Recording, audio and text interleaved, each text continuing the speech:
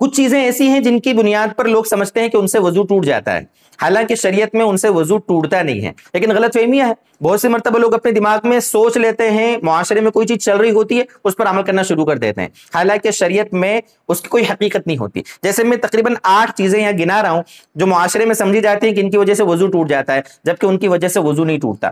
جن چیزوں کی وجہ سے وضو ٹوٹتا ہے وہ تو ہمیں معلوم ہے، پیشاب کرنا، ری خارج ہونا، پاخانہ کرنا، خون نکل کر بہہ جانا یا بے ہوشی طاری ہونا وغیرہ وغیرہ، یہ چیزیں وہ ہیں جن کی وجہ سے وضو ٹوٹ جاتا ہے، لیکن کچھ چیزیں ایسی ہیں جن کی وجہ سے وضو نہیں ٹوٹتا۔ میں آپ کو گناتا ہوں آج انشاءاللہ ایک ایک کر کے، 8 چیزیں ہیں ایسی۔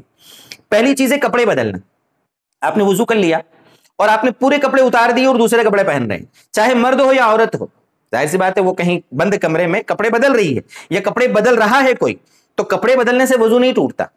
وہ کہتے ہیں ہم تو ننگے ہو گئے تھے، میری ران کھل گئی تھی، میرا پیر کھل گیا تھا، میرا سطر کھل گیا تھا، تو سطر کھلنے سے وضو ٹوٹتا ہے، یہ کہاں دیکھا آپ نے؟ کس کتاب میں پڑھا آپ نے؟ کس مفتی صاحب نے، کسی معتبر کس عالم صاحب نے بتایا آپ کو؟ بس چلی آ رہی ہے بات، لوگ سمجھتے ہیں کہ بس کپڑے بدلنے سے یا سطر کھلنے سے وضو ٹوٹ جاتا ہے، جبکہ اس سے وضو نہیں ٹوٹتا ہے۔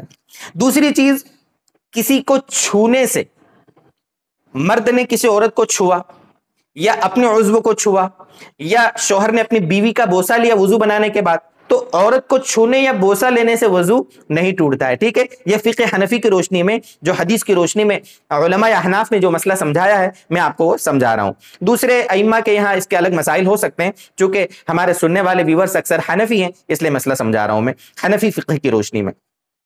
تیسرا، بال یا ناخن کاٹنا۔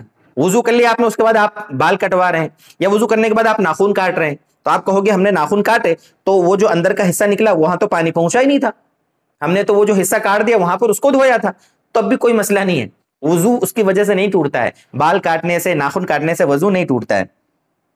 چوتھی چیز، دوا، مرہم یا تیل لگانا۔ وضو کرنے کے بعد آپ نے سر میں تیل لگایا، دوا لگائی، مرہم لگایا، ٹیو لگایا، کوئی آئنمنٹ لگایا، تو ان ساری چیزوں کی وجہ سے بھی وضو نہیں ٹوٹتا ہے۔ کسی نے سردی کے موسم میں ویسلین لگایا، کریم لگایا، برولین، برو پلس وغیرہ وغیرہ، ان سب چیزوں کی وجہ سے وضو نہیں ٹوٹتا ہے۔ پانچویں چیز، بیٹھے بیٹھے سونا۔ بیٹھے بیٹھے کسی چیز کا ٹیک لگا کر سوئیں گے آپ کہ اگر اس کو ہٹائے تو گر جائیں تو اس سے وضو ٹوٹ جائے گا، پورا آپ چیت لیٹ کے سو گئے اور آپ کی آنکھ لگ گئی، وضو ٹوٹ جائے گا۔ لیکن بیٹھے بیٹھے سوئیں، آپ پالتی مار کر بیٹھے ہیں اور سو رہے ہیں، ایسے جھوکے لے رہے ہیں، ہے نا، بیٹھے بیٹھے سو رہے ہیں، تو بولے آدھا گھنٹہ بھی بیٹھے بیٹھے سو جائیں گے اس سے وضو نہیں ٹوٹتا، ٹھیک ہے؟ تو بیٹھے بیٹھے صرف سونے سے، جبکہ آپ کسی چیز کا ٹیک نہ لگائیں، اس سے وضو نہیں ٹوٹتا ہے۔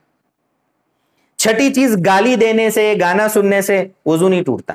گالی دینا، گانا سننا گناہ ہے، الگ چیز ہے، لیکن گالی دینے یا اسی طریقے سے گانا سننے یا گانا بولنے سے، گانا گانے سے، اس سے وضو نہیں ٹوٹتا ہے۔ یہ الگ چیز ہے کہ یہ گناہ کے کام ہے، لیکن اس سے وضو نہیں ٹوٹتا۔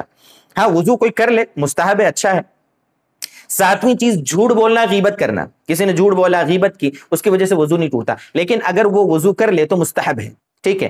یہ گناہ ہے، جھوٹ بولنا، غیبت کرنا، وہ الگ مسئلہ ہے، لیکن وضو نہیں ٹوٹے گا۔ اور آٹھویں چیز، خون نکلا لیکن اپنی جگہ پر ہی ہے، ہلکا سا نکلا وہیں پر ہے، بہا نہیں ہے، اس کی وجہ سے بھی وضو نہیں ٹوٹتا ہے۔ ہاں، بہ گیا، جگہ چھوڑ دی تو وضو ٹوٹ جائے گا۔ یہ کچھ 8 چیزیں، معاشرے میں اور بھی چیزیں ہوں گی، آپ کمنٹ میں بتائیں، پوچھیں کہ کیا اس سے ٹوٹتا ہے، کیا اس سے ٹوٹتا ہے، انشاءاللہ اس کو سمجھائیں گے۔ اور اگر آپ کو سمجھ میں آیا تو اپنے دوستوں میں بھی آپ شیئر کر دیں تاکہ ان تک بھی یہ صحیح باتیں پہنچ جائیں۔ اللہ تعالی ہمارے لیے عمل کرنا آسان فرما دے۔ والسلام علیکم ورحمۃ اللہ وبرکاتہ۔